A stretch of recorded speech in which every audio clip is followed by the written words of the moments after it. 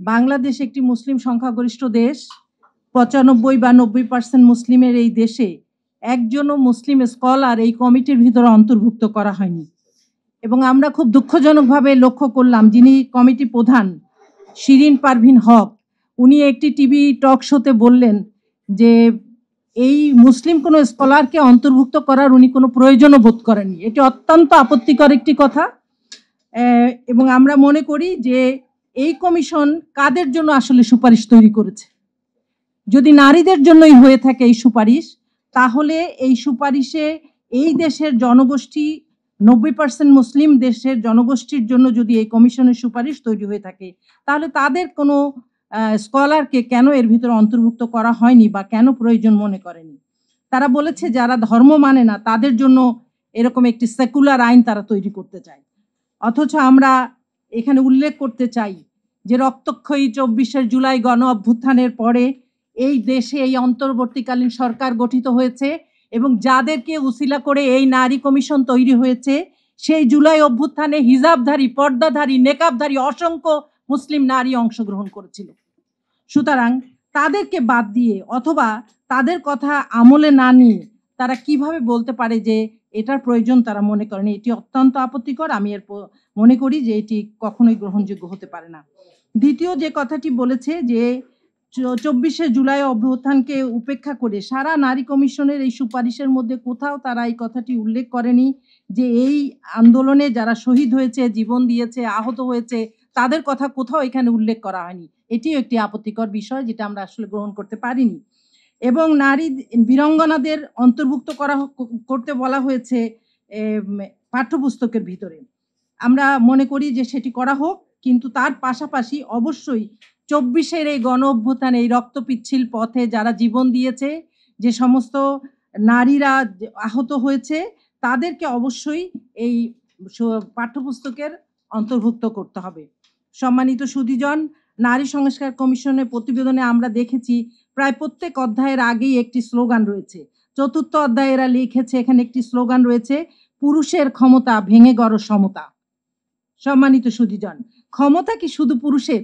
ক্ষমতা উভয়ের একটি বিষয় এবং একটি নৈবেত্তিক বিষয়।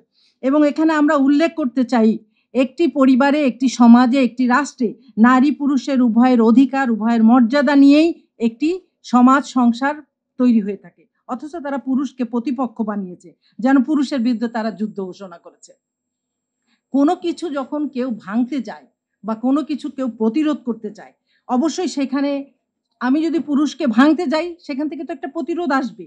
তাহলে এই ধরনের স্লোগান একটি সুস্থ সমাজকে অস্থিতিশীল করার উদ্যোগ এবং এই ধরনের একটি নীতিমালা আমরা মনে করি যে নারী পুরুষকে একটা সহিংস অবস্থায় নিয়ে যাবে এবং অসহনশীল অবস্থায় নিয়ে যাবে। সুতরাং আমরা বলতে চাই এই স্লোগানের বিপক্ষে যে আমরা নারীর ন্যায্যতা চাই, আমরা নারীর প্রাপ্য অধিকার চাই।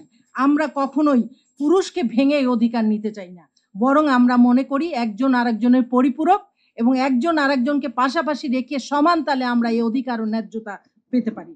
এই একটি সুষ্ঠু সমাজ ব্যবস্থা গড়ার জন্য একটি শান্তিপূর্ণ সহ অবস্থান খুবই জরুরি এবং এই ধরনের স্লোগান আসলে নারীদেরকে অসহনীয় করে তুলতে উস্কানিমূলক একটি বক্তব্য বলে আমরা মনে করি। এরকম অনেকগুলি অধ্যায়ই তারা এই ধরনের স্লোগান উল্লেখ করেছে। যেমন এরপরে বলেছে, নারী নির্যাতন রুখবো সবে, হাত আছে হাতিয়ার কেন? হাতিয়ার হবে। সেই প্রচলিত কথার বলতো, হাত থাকতে মুখে কেন, এরকম একটি কথা। আমরা হাতকে হাতিয়ার বানাবো কেন? আমরা জানি যে এই নারী নির্যাতন রুখবার জন্য অবশ্যই শক্তিশালী আইন দরকার এবং আইনের প্রয়োগ দরকার। যদি শক্তিশালী আইন হয় এবং আইনের প্রয়োগ হয়, তার মাধ্যমে নারী নির্যাতন রোখা সম্ভব। আপনি যদি হাত দিয়েই হাতিয়ার বানিয়ে রুখতে চান, তাহলে নীতিমালার তো দরকার নাই, আইনের দরকার নাই, আইনের প্রয়োগেরও দরকার নেই। এই ধরনের বক্তব্য আসলে কখনোই গ্রহণযোগ্য হতে পারে না। তাদের একটি ধারায় বলা হয়েছে, নারী ৫৪ নম্বর পেজে ৪র্থ অধ্যায়ে নারী অধিকার বিষয়ে সকল আইনের প্রয়োজনীয় সংশোধন তারা চায়। প্রয়োজনীয় শব্দটি একটি আপেক্ষিক বিষয়।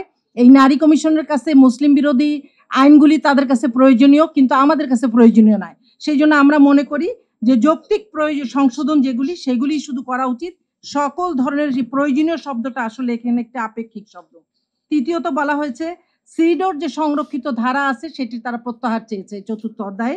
১৯৮৪ সালে বাংলাদেশ এই সিডো ধারায় স্বাক্ষর করেছে, কি ২টি ধারাকে সংরক্ষিত রেখে। তারা সেটি প্রত্যাহার চেয়েছে, যা আসলে বাংলাদেশের প্রেক্ষাপটে গ্রহণযোগ্য নয় এবং ইসলামের সাথে সাংঘর্ষিক। সেই ২টি ধারা কি? একটি হচ্ছে গর্ভপাতকে জেনারেলাইজ করে দেওয়া, অর্থাৎ সবার জন্য উন্মুক্ত করে দেওয়া। আমরা মনে করি ইসলামী আইন অনুযায়ী এবং বাংলাদেশের প্রেক্ষাপটে এটা কখনোই গ্রহণযোগ্য নয়। দ্বিতীয় যে ধারাটি সংরক্ষিত রাখা হয়েছিল সেটি হচ্ছে অভিন্ন পারিবারিক আইন। এটি নিয়ে তো নিশ্চয়ই অন্যজন কথা বলবেন। অভিন্ন পারিবারিক আইন এই দেশের প্রেক্ষাপটে আমরা মনে কখনোই গ্রহণযোগ্য নয়। প্রত্যেক জাতিসত্তা এবং প্রত্যেকটি ধর্মেরই আলাদা আলাদা বিধিবিধান রয়েছে। মুসলিমরা যেমন তাদের আইন মানবে এবং হিন্দু, বৌদ্ধ, খ্রিস্টান তাদেরও একটি আইন আছে বা তারা যে অনুযায়ী মানতে চায়